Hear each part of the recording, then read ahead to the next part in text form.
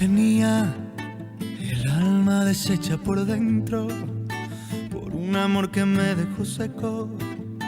Tardé en curar la herida que me hizo bajo mi pecho. Estaba indefenso, pero llegaste tú lanzándome un beso. Agitaste los sentidos de mi cuerpo, fundiste tus labios con la punta de todos mis dedos. Tómame de los pies a la cabeza, porque quiero ser la lava que derrama tu volcán de miel. Bésame, tápame la boca con tu boca, porque quiero arder.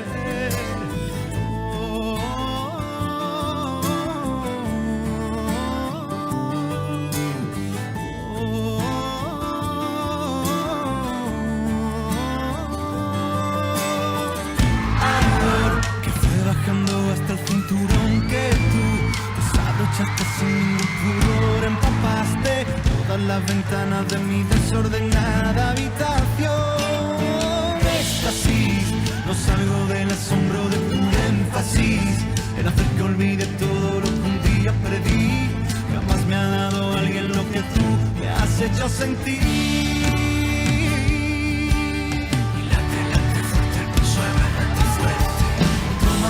De los pies a la cabeza, porque quiero ser la lava que derrama tu volcán de miel. Bésame, tápame la boca con tu boca, porque quiero arder.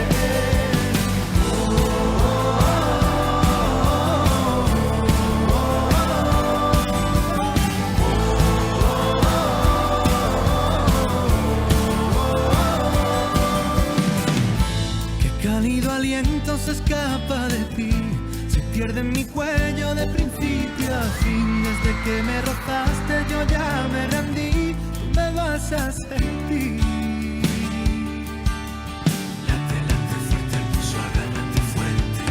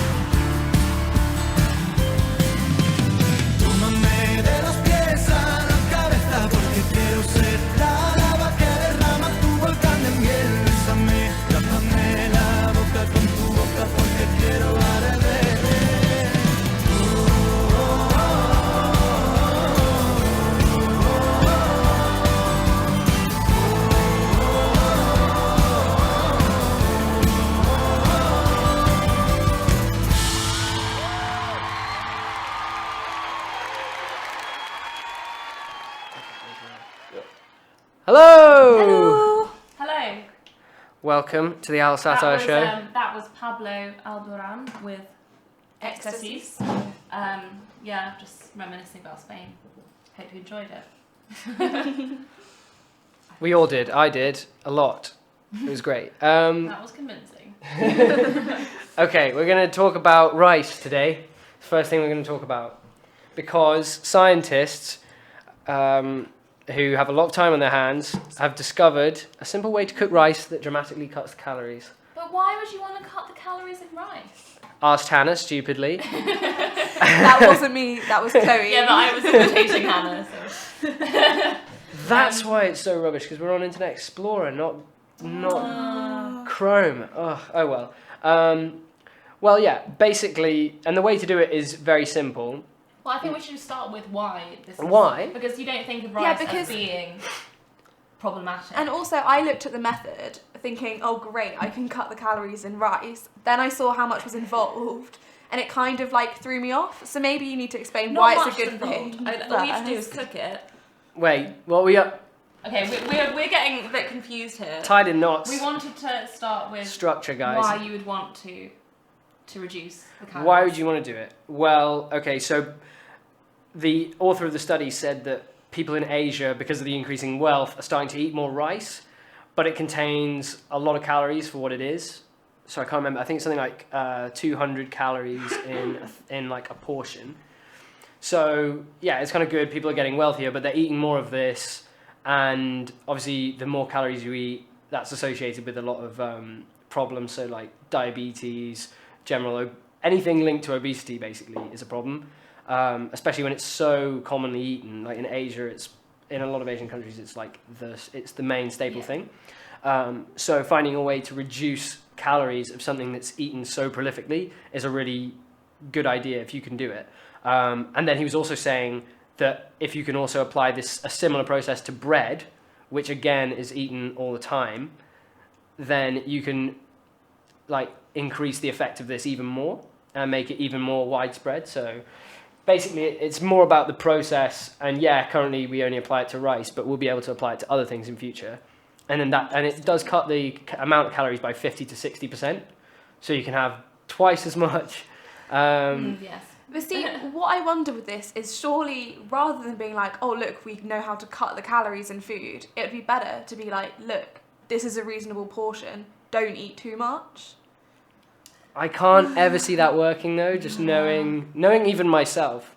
Have you seen, Yes. If I just have a bag of PPAS, it never ends. Like I just don't, it's not like I know where to stop. And I imagine that's similar to everyone else. Like if you've got an amount of something, you'll always eat all of it. And I don't think portion control is something that anyone's good at. Calories aren't the only way you gain weight. So if you're eating the same amount, you could still put the weight on. Yeah. You can't deny that cutting the calories by 50 to 60% would help.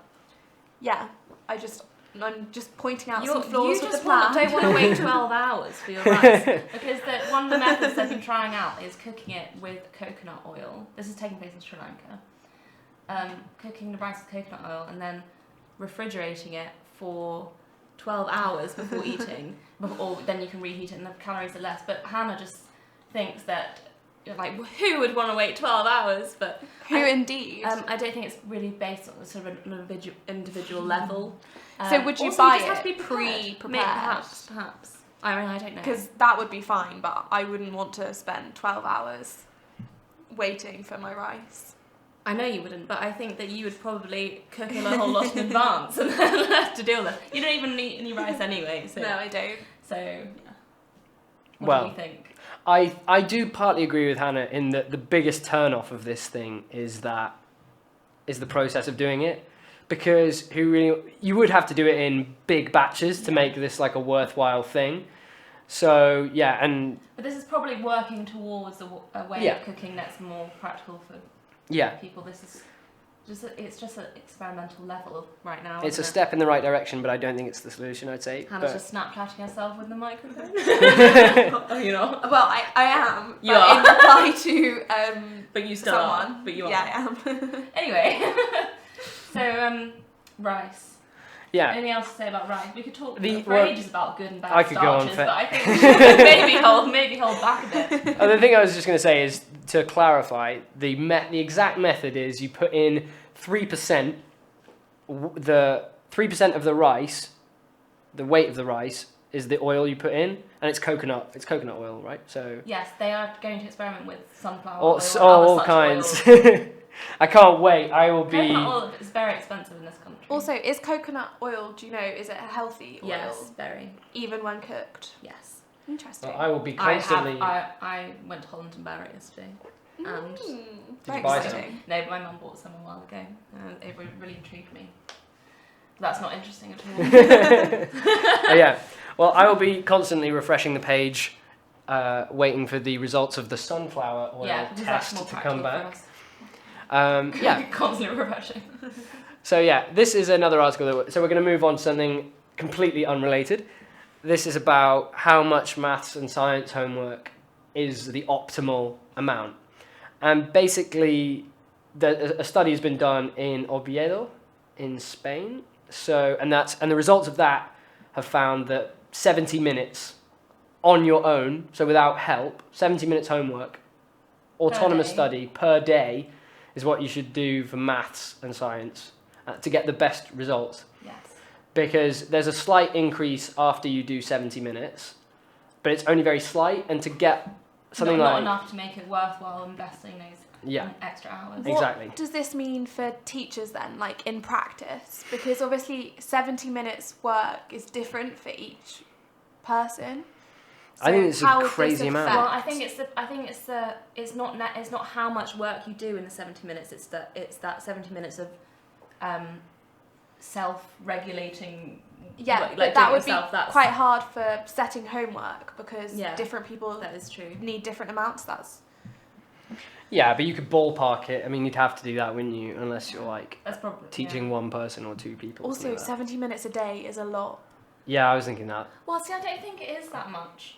Imagine you're doing GCSEs though, and then you've got. I don't know. I think it does sound like a lot, but I don't think it is. I think it's both sounds like a lot and is a lot. Like, you know. But if you quite a were lot of saying time. to do, if all your teachers wanted to do 70 minutes a Exactly, day, No, I yeah. don't think it is. It's not. I think it's for maths and science, but I don't know if it's. It's definitely in total. But why is this only applicable to maths and science? Presumably that that's must have the just scope. been what they tested. Yeah. So this was state subsidised. The students had a mean age of 13.78. Girls made up 47.2% of the sample. It was a performance of 7,725 public and private schools in Asturias. So that tells you sort of where this was being done. And yeah, I don't know. The conclusion is that when it comes to homework, how is more important than how much. Once individual effort and autonomous working is considered, the time spent becomes irrelevant. So if you put a lot of work in and you work on your own without help, you will do pretty well. And doing it exhaustively is not the answer. I think that is Basically. the key, isn't it? Doing it yourself. That's the main thing that comes out of this. Yeah, but it's interesting, yeah. I don't know, I can't decide whether it is a lot. It does sort of depend on whether that means, so chemistry, physics, biology, and maths is all covered in one 70-minute period, Yeah. which I don't think is feasible. I don't think they would do that. No, I think you wouldn't cover much for any No. of it. But if it's in that every time. day, then that would be Every day, quite a yeah. lot. Like that would Yeah. that would definitely be sufficient. No? Also, in revision, if you were like revising, like I remember revising for A-levels and stuff, and you're just shut in a room, and you've got all day, then suddenly 70 minutes doesn't quite sound No. as long a period of time to study something. But if it's homework and you've been in school all day, Oh yeah, that then suddenly it's becomes terrible. quite a lot. Oh, I wouldn't be able to do that. I mean, yeah, you don't have that long up. And you've got to, these people are what, 13, 14? I spent a lot of that time playing. I don't have time to do 70 which minutes. is also important. Which is super But you need important. to play for at least an hour a day. That- As advertised in Hong Kong. Well, is Do that you going remember? well? Do you remember Andrew was telling us that in Hong Kong? Oh, there yeah. are posters saying you must make sure your child plays for an hour a day. Do not make them work all day. That's so sad. I that- know. Well, they have the thing with the IV drips, so that they can just keep going. They don't have to get up and go for Oh. like any exercise, or they don't have to eat or drink anything because they just have IV drips in It's just So that nourish unhealthy. them while they study. And it's just crazy. disgusting. It's very sad. Yeah, But homework. yeah. Homework's rubbish. We don't have much homework left. No. Well, our lives. actually, we've got an intense bout of homework Yeah. to do, And then it'll be done. and then it's all done. And it's good to go. This was. Hang on. I want to play the video of the president.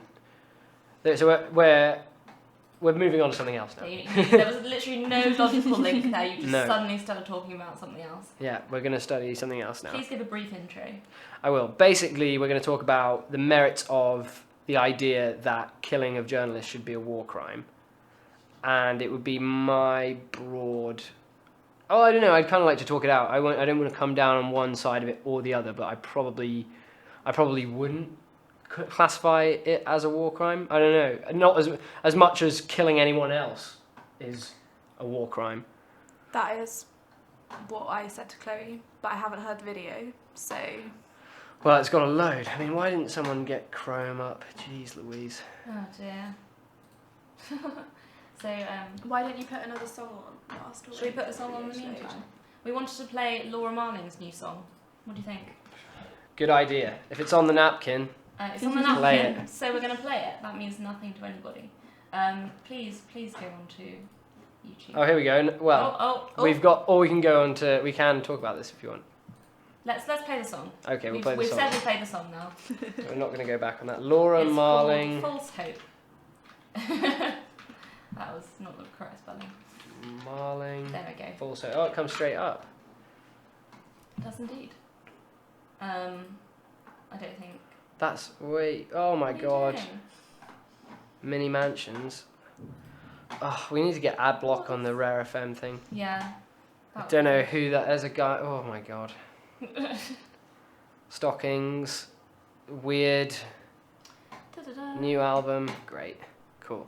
Okay, so we'll put this on. This is Laura Marling, False Hope. Here we go.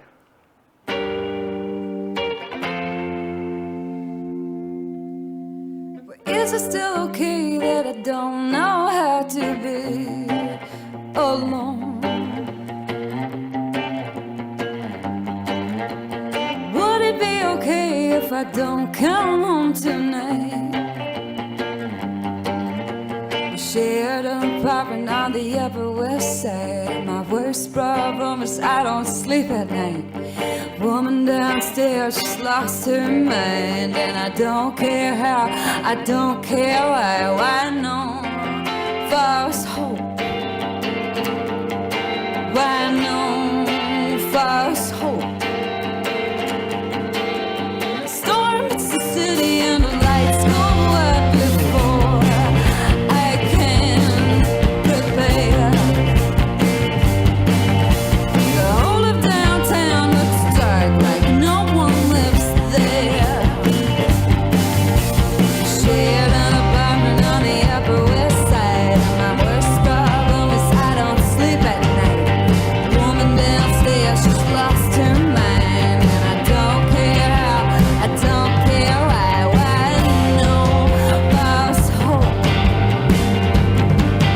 Why no false hope? She'll be alright tomorrow. Neither of us are gonna sleep tonight, so it'll come slow.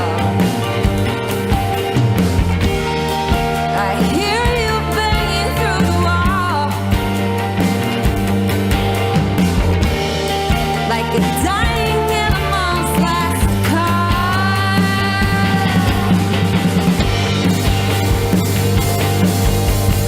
Guess it's still okay that I don't know how to be at all.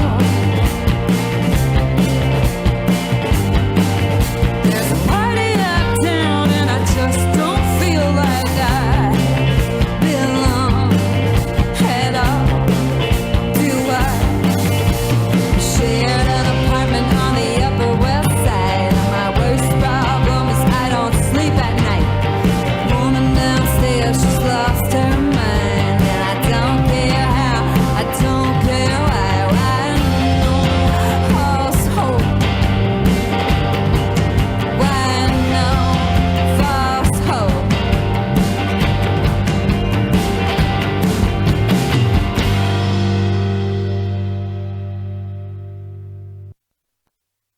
Whoa, how amazing. Right, so that was Laura Marling. Great. We're not going to Wow. comment. But yeah, very good. How stellar. Anyways, oh, that has invigorated me, that song, so much. Yeah. Right, so now we're going to listen to the CEO of the Associated Press talk about why he thinks that killing reporters should be a war crime. And you can make up your own minds at home, and then we'll try and shape those thoughts with ours. We'll see what happens. Cool. Oh. Wore press emblazoned on their vests, or press or media was on the vehicle, it gave them a degree of protection. There was a sense that, okay, these are independent civilians, they're telling our story or the story of this conflict, we should leave them alone. But guess what? That labeling now is more likely to make them a target. AP believes that there needs to be a new international legal mechanism to protect journalists. One that makes the killing of journalists or taking them hostage a war crime. it is a war crime. One approach would be to create a new protocol under the Geneva Convention that makes the assassination of a journalist a specific war crime. Another approach would be to adapt the articles of the International Criminal Court, which deals with war crimes, to specifically cover journalists. Look, medical staff with the Red Crescent or Red Cross can't be targeted. That's a war crime. So what we're talking about is giving journalists that similar kind of protection.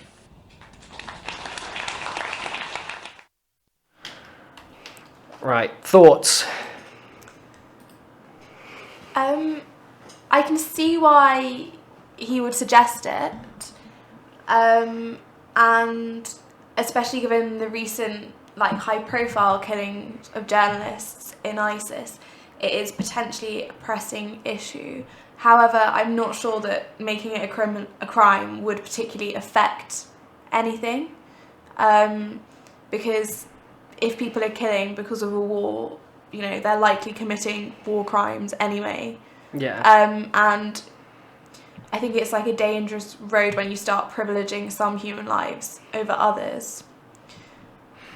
Although it is important that people know what's going on, so I think it's quite a difficult one. It's a difficult one, but I think the main argument... No, I mean, it would be nice if no one killed journalists, that's for sure. But it's just a question of... and I think, maybe making it a...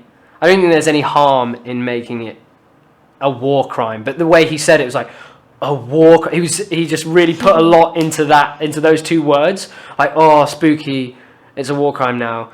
But, people like ISIS, the actual kind of people who are going to kill journalists... Don't care. I'm not going to be oh no, was that a war crime? Oh, we're so sorry. Yeah. Yeah, exactly. Yeah. But you can see why he's trying to push this through, especially if, like he was saying, the Red Cross, that's considered a war crime, but if you were to kill them. But so would you strip the Red Cross and the Red Crescent, who I've no, never heard of? Definitely. I don't know what Red Cross is. But I think protection for medical staff is vital in these sorts of things because it can help save other lives. But I don't know if I would equate what journalists are doing to the same urgency as medical staff. Yeah, it kind of feels like someone protecting their own rather than thinking of the hierarchy of what is the most important thing in a war zone. It's good to have the facts and everything, but people, I'd say aid workers probably, if you were to draw up a hierarchy of who's needed most in a war zone, it's probably them. Yeah. Because journalists, they go into a war zone knowing how high the risk is. That doesn't mean that they should be killed because of that, but it's not necessary.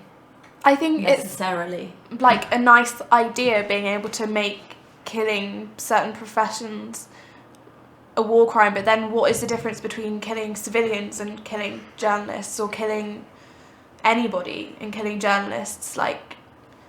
It's all wrong, really. It's all wrong, but then I guess you're talking about how in a war there's two sides, aren't there?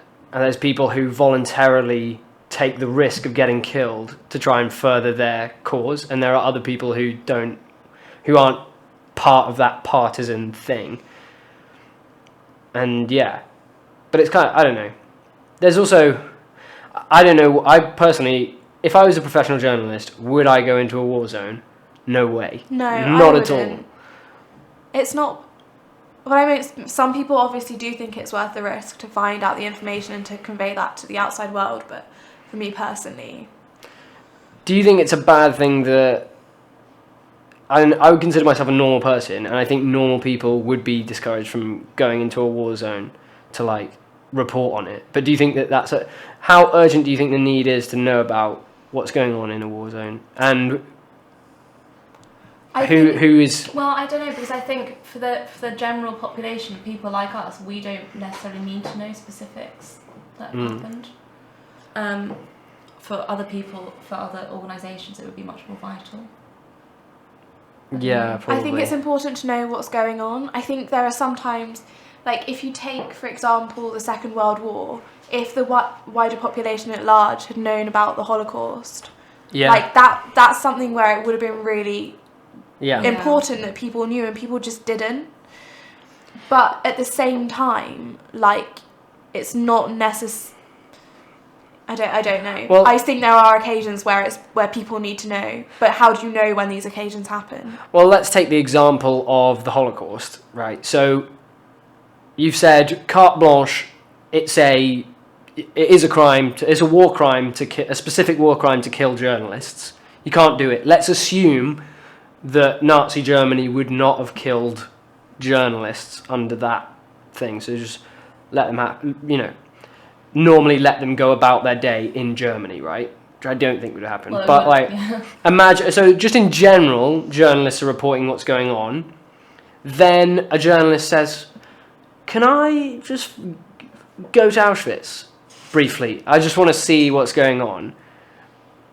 Like, at that point, would it matter that it's a specific war crime? Or do you think the Nazi regime would sum up the pros and cons of just killing that guy or girl and say, we're very progressive.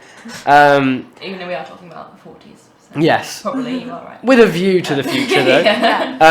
Anyway. But yeah, so do you think the Nazis go, oh, well, it is a specific war crime, maybe we just, I guess we have to let him go and look at... Obviously not, but I think it's a bit difficult to use that example because it was so long ago. Okay, how about this as an example? Syria, a few years ago, when Assad was facing an uprising, he was killing his own people, people said he was using chemical weapons, no one knows if that's true or not. And at that point, people were saying, in America, on Real Time with Bill Maher, for example, there were senators and political thinkers saying, let's bomb Syria, and let's specifically bomb Assad and let the rebels win. Now, we know now that these rebels became ISIS. It's hard to make out, but it seems to be that ISIS grew out of the rebel movement in Syria to some extent. Yeah. I think that's potentially an argument to say that we do need journalists in there and maybe do need protection, because that would inform... Well, maybe journalists aren't the answer. Maybe it's just intelligence in general that would tell people... Presumably they have intelligence in there. I would assume that they have some forms of intelligence. And I think the big problem with creating protection for journalists, it's a really nice idea, but it's kind of... That's where it ends in practicality, because take Assad, for example. He's got no scruples about killing his own population. He's not going to care that killing a journalist is a war crime. Yeah, exactly. I think that's the point that we're coming back to, and the same point that I was trying to make about the Holocaust is when you get down to brass tacks, the pragmatic reality of it, no one's going to care at all that it's a specific war crime, because gassing your own people with toxic chemicals is more of a war crime, probably. If Assad went before a criminal court with Hitler and they had killed a journalist, a few journalists, that would not be top of the list of the war crimes. Exactly. And I don't think, And you'd also be at my trial, when I've got 1 million counts of genocide and then 1 count of killing a journalist, I think your coffin's pretty fairly nailed down. I think so. But in terms of intelligence, yes, there's definitely... Because the journalists are for us, for people... For the public. For the public, rather than for governments. Yeah. And so it does raise the question of how... So you think the public should know what's going on in war zones? I don't know. To the extent that they need to be protected. I don't know. I think you could argue it both ways. Yeah. I'm kind of ambivalent. It's a difficult one. I think the main issue is just whether it would make any difference anyway. And as we've been discussing. We don't think it would. No. I just don't think that the people that would commit these crimes would care enough about the legal ramifications. How would they even be brought about anyway? If there's, Yeah. I don't know. Brian's there now, the owl. He's in Syria. Yeah, he's having a hard I don't know time what he coming said he was out. on holiday. He didn't want. I said, don't you know about he wanted to the... draw attention to his. Maybe. Well, I asked him, I said, what are you going to Syria for? And he said, well, the beaches in Syria. They're unbelievable. So I just hope he makes out all right. That's Brian the Owl. Yeah. I feel like some of our listeners might not know of Brian the Owl. Oh, he hoots all the time. We don't mention him all the time. We don't hoot about him all the time. No, but he hoots. It's the owl Yeah. version of Twitter. Yeah. So he does a lot of hooting from Yeah. Syria. Unfortunately, Brian hasn't been able to make it onto No. the show yet. Because he's doing all sorts. He's a very He's, busy owl. He's on the scene in the field. He's there. I don't know what the term is, but yeah. Anyway. Yes. So yeah. Well, let's talk about something that I don't know is maybe more closer to reality than this hypothetical safeguarding of journalists, which is something I think this is really cool. It's the idea of using hydrogen to power public transport and general vehicles, which I think is really cool. And again, it's one of these kind of things at the moment where like the technology is there in its basic form, but it's not yet the solution. It's still just a step in the right direction. But I still think it's cool. Are there hydrogen powered, not completely hydrogen powered, but buses in London? I think so, yeah. Yeah. Yeah. Well, yeah, basically, to give you the stats on this, in China, they've come up with a hydrogen-powered tram. It can do something like 100 kilometers before it needs to be refilled, but refilling it takes 3 minutes. They've got a max speed of 43 miles per hour, and its only emission is water. So it's kind of good for something like a tram that you don't expect to be racing around everywhere. Yeah. But I like, at the beginning of this article it says that this tram, it resembles a high-speed bullet train until it moves.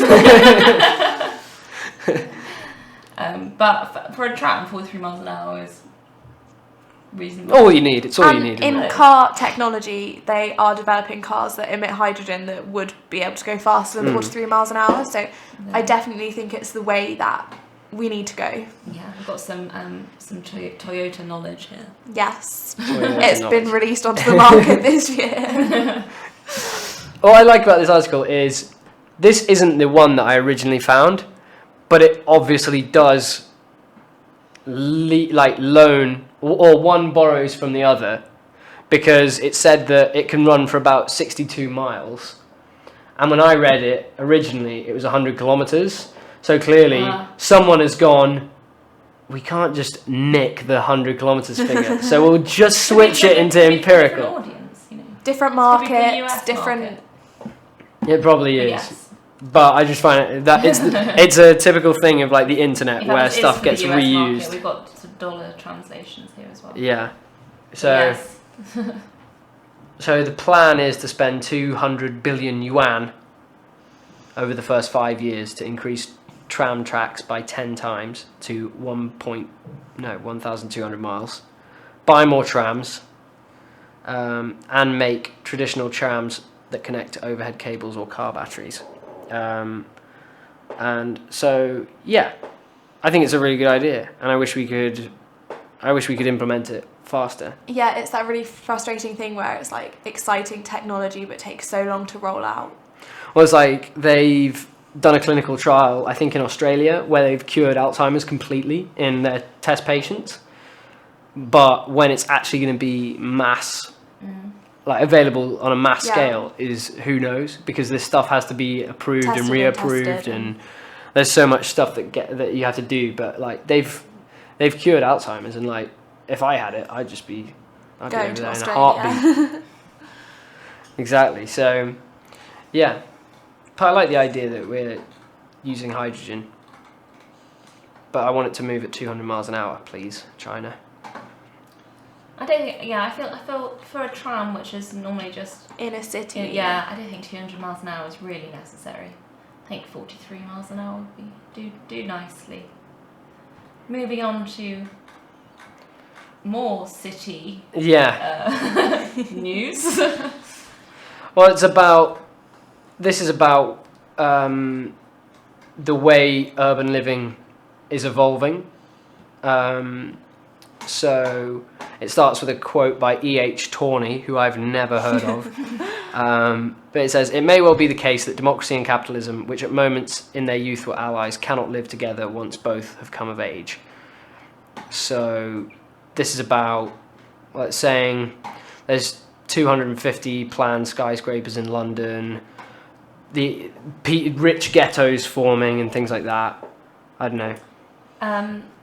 Yeah, it's about the increase of high security, gated communities, that sort of thing. Basically, more of a division between rich and poor. But this is, I think it says in this article actually that Mexico is the country with something like 57 million people living in gated communities in Mexico alone. Really? Yeah. That's a huge That's a amount. lot. It's weird. When I was in Central America, I met a guy who he did his year abroad. He's a German guy. He did his year abroad in, I think it was Nicaragua, something like that. And he lived in like one of these like gated communities, and it sounded like he lived in just like a mansion. Mm-hmm. And obviously over there with like German money in a third world country, you can just have like all sorts. And apparently, because it's dangerous, they had to have security guards, and their security guards had shotguns and all kinds of stuff. But they also had servants, literally like servants come and do all their things for them. And yeah, but then you roll out the compound and you're in the midst of extreme poverty. Yeah, which I found really strange, because definitely when I went to somewhere like Guatemala, I was like, oh, the whole place is going to be... In my head, I was like, a poor country means everyone there is poor. But a poor country means that most people are really poor. But there's rich people in any country you go to, which I didn't really realise. I just thought the Prime Minister or the President of Guatemala would be like in a hut somewhere, or something like that. But no, of course he's got some like palace and it's all blinged out and all the rest of it. I really like the example of Uruguay as an opposite to this. I think the president, he's stepped down now, but he carried on living on his farm and lived a really ordinary life. And then they only have limited term presidencies. So he stepped down and now he's back on his farm. He's the coolest guy ever. He's so great. And I just think that's such a good example of like what democracy should be like. Did you see Vice's thing about him? I can't remember now. Oh, Vice go and smoke weed with him. He doesn't have any, but the guy interviewing him just lights one up and starts smoking a spliff around him, and he's like really awesome. And the whole thing was about Uruguay's weed legalization thing, which is it was really cool. And Vice recently, they interviewed Barack Obama as well. Yeah, we are moving away from the article, but I do think it's worth talking about. It was really quite cool. an interesting interview with him. He seemed quite at ease discussing different things. I thought it was really interesting. I can't remember what came up now, but the thing I always get when I'm watching him though is like, to what extent have all the questions been pre-approved, and he's sat down and him and his staff have written perfect answers, and he's then just spitting them out. I'd love to see him. I'd love to catch him, off guard, shopping, and be like, "What do you think of this?" And just see how he responded without time to sit down. You really don't know. Or even sitting down like off the record. Yeah. Like not reporting it to anyone, just to be like, so what do you really think about about what do you all these actually things? think about all this shit? Yeah, no, I definitely feel like that. And that was the one thing that got me about the Vice thing, because I know that Vice push it as much as like a mainstream news thing can. But then there's always going to be an element of preparation, and with that comes an element of censorship of what you actually think. Yeah, definitely. I would love to hear him talk about Republicans off the record, because they've been doing stuff like he must saying hate he's from them. Kenya. He must really hate them, but he could never express his like contempt. I don't know actually. Do you think he hates them, or do you think he's so busy They didn't even have time to think about the But stupid even shit not they the do. personal stuff, they just block everything that he's tried to put through Congress. Like, Yeah. like I think he must just be so frustrated with them. And I think, was it at one of his speeches, some Republican person shouted out, "You lie!" And he's received more death threats than any president ever. People have put out pictures of him growing watermelons on the White House lawn, things like that, just like really blatant racist stuff. And saying he's from Kenya, saying where's your birth certificate. It's just such a vitriolic response, and I would love to just catch him at a moment where he didn't have time, or like the cameras weren't on him, and he could just say, "Yeah, these people piss me off so much." And yeah. And what's the other one? Oh yeah, Bill O'Reilly interrupted him 47 times in like a 15-minute interview or something. It's just crazy. It must be exhausting. I bet he can't wait to be out of the White House. Oh well, I don't know. Well, they get in a way, I bet he would, because they get a pension for life after that. I think they get something like 100. The presidential pension is something like 150 grand. Let's look it up. Oh Christ! That would be very nice. I think it would somewhat make up for the stress of being president of the United States. You probably wouldn't escape from all the criticism that all like death threats and things. Just quickly, have you noticed? So obviously we're leading up to an election in this country, and it's really got to me how much both David Cameron and Ed Miliband and other podcasts as well, but mainly them, they are not focusing on what they are planning to do. They're just attacking the other party. I agree. Don't you? And Yeah. when David just Cameron like, dissolved Parliament, he said that he took like direct jibes at Ed Miliband, and I was like, that is so It's just inappropriate. The whole It time, really annoys David me. Cameron has just been doing some TV interviews over the last couple of days, and all he's saying is how awful the Conservatives are and how awful David Cameron is, and I just really object. I want to hear about what they are going to do, not about what the other guys have been I don't doing. mind hearing about what the Conservatives said they would do and haven't done. Yeah. But I mind that it's so personal about the leaders, and I want to know about their policies, as you say, not, oh, look at Ed Miliband, he looks ridiculous. And he's goofy. Yeah, like that's irrelevant. He is, but that's You do want to hear details, don't you? And that's the thing, everyone's so low on details, but I think it's one of those cases where the liquid fills the glass. And what I mean by that is the glass are people, like the electorate, and what they want is petty, emotional rhetoric. I think probably most of the voters will heavily influence their decision, like who is made to look the most stupid. Yeah. But I also think it contributes to people's current disillusionment with definitely. politics. Like, this has been going on now since January the 1st. They've been just taking jibes at each other and being really negative. And I don't want a negative campaign. I want to know... It makes you think, well, I don't want any of these idiots. Exactly. Yeah. I think they're doing a disservice to the population, thinking that that's the only thing that they care about. But on a TV broadcast, though, like, it's probably one of the most it's the most effective thing you can do in a short amount of time is try and smear someone else. True. It's just... And so I think that it's just what they do. And I also think that at the end of the day, when you I think there are polls on this of why did you vote for one candidate rather than the other. And some people's reasons are like, I voted for Tony Blair because I just thought he was handsome.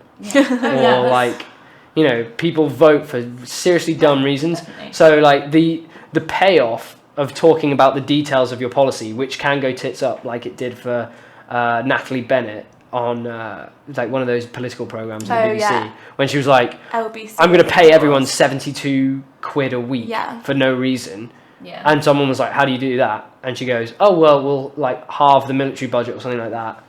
And they were like, okay, that's 5 billion. What about the other 275 billion that it's going to require to do this? And she was just absolutely stumped. I think the thing with like Natalie Bennett is it's not so important because people who are considering voting for the Greens, myself included, I don't think she's going to get in. I don't really think that they're going to get a number of seats to make a difference. But for me, if I choose to vote for them, it would be a sign that I think that green policy is really important. So I think that's an example where actually her not knowing her policies very well really is not that relevant, because she's not going to be head of the next government. Yeah, I think I'm going to vote for Greens because I admire the spirit of what they're trying to do more than I think their policies are realistic, and it's a luxury that I can afford because they're not going to get in. Exactly. So it's a way. Although actually, Natalie Bennett is the she's candidate for like the Camden area. So it's either going to be Green or Labour in our area. Jesus. Okay. I don't trust Labour. I think basically the point I was trying to make is that I'd like to vote positively for someone rather than just not voting for the others, like voting for some, But to do that, you will have to go through manifestos and stuff. It's just getting to me. It's just. But that's the other thing, isn't it? I don't want to watch any more TV interviews. They're just petty. But that's the other thing is, to educate yourself properly about this stuff, you do really have to look at the manifestos of every single one. And that's super time consuming. Many people do that. Yeah, and then your vote is worth practically nothing. So it's like, I'm investing all this time to get really educated on this subject, which if I talk to anyone about, they'll be like, boring, and then you vote. That's supposed to be the output from all of this stuff you've absorbed, and it effectively makes no difference. Yeah. But then it's more exciting in this election, as in like individual votes counting, than it has been for a long time, depending on where you live. It's just not clear what's going to happen. Because nobody knows what the outcome is. We're probably going to have another coalition, or at least definitely not a majority party, which makes it a much more interesting election. And it makes your vote count more than it would do in a year where it was like dead set going to be Conservative or dead set going to be Labour. I think. Let's try and get Natalie Bennett on this show. That would be so good. She might just do that. Who knows? If we petition hard. Yeah, I bet she's not doing I got anything. a letter through the door from her, from the party the other day, with the policies, and they did look quite interesting. So maybe I'll write to her. We are in her constituency right now, talking to students who might vote for her, and we have got so many listeners. What is that? Yeah, we do. What is that? Hang on, maybe it's about 50 odd, something like that. But if we got her on the show, listenership might increase. It would increase. It's worth sending an email. I'd also be super intrigued to be like, so we're just going to interview you about just general stuff, and they'd be like, I want to see what how her entourage would respond. Yeah. I wonder if they'd be like, Mrs. Bennett doesn't answer questions about this or that. Well, I don't know how much of an entourage she has, which I think was potentially part of the problem. She is now having media training, but before... Where is she from as well? Australia. Yeah, okay. There we go. Because I was like, I can't really place it. Well, I don't know why I couldn't place it. I knew it was in that She's region. not British. I object. I want to see her birth certificate. No, but she's not pretending to be British. No. I did read a great article about, and this came up today because one of my friends is working in Houston, and hey Harry, and he's on his way back, I think tomorrow or something.